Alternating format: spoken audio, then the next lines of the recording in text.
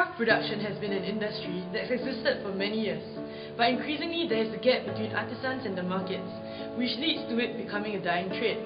The Crafts Merchant is really more than just an online store.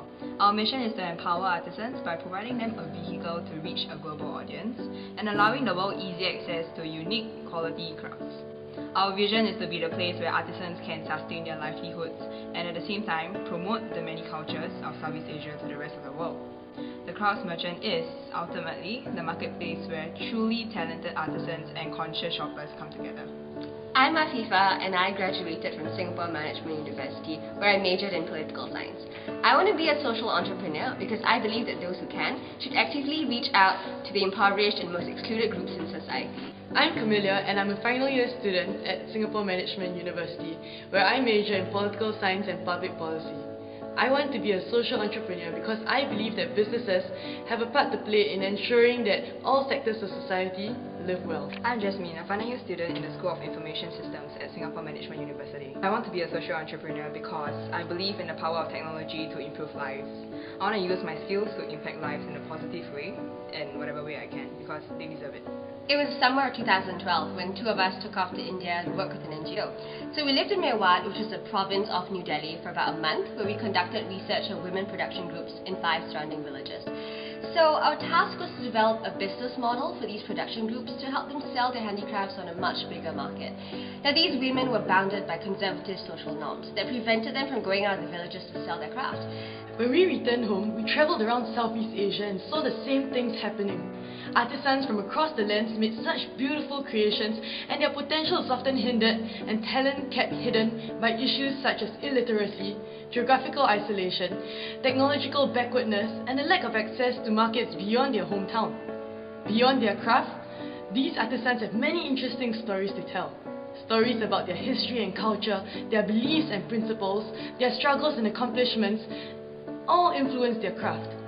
Our trips often saw many things coming together on so many different levels, and the truth is that we often aren't aware about such issues.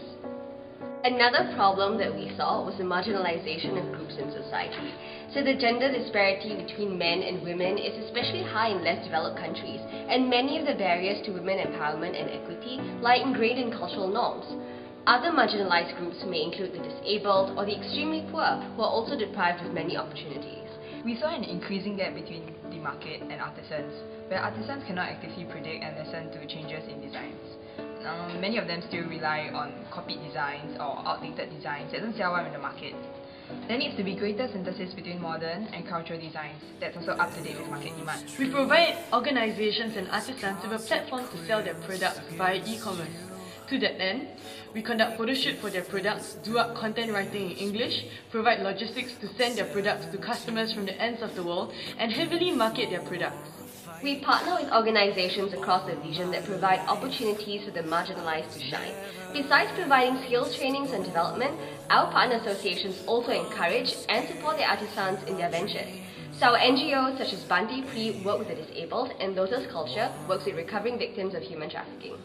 So in the near future, we'll be conducting workshops and fostering partnerships between the designers and the artisans to create synergy between their cultural designs and modern We designs. strongly advocate fair trade, so we carefully curate our products and make sure that they are all ethically sourced.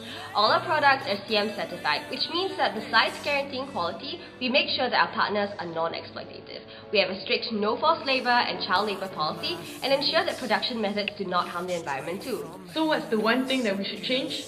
We need to demand fair trade. We need to promote and support an economy that's inclusive, equitable and sustainable. We need an economy that protects the environment, that fosters the creation of inclusive employment and decent work opportunities for all. Over at the Crafts Merchant, we bring to you our curated range of conscious crafts, and we ensure that our products are carefully selected to ensure both uniqueness and quality.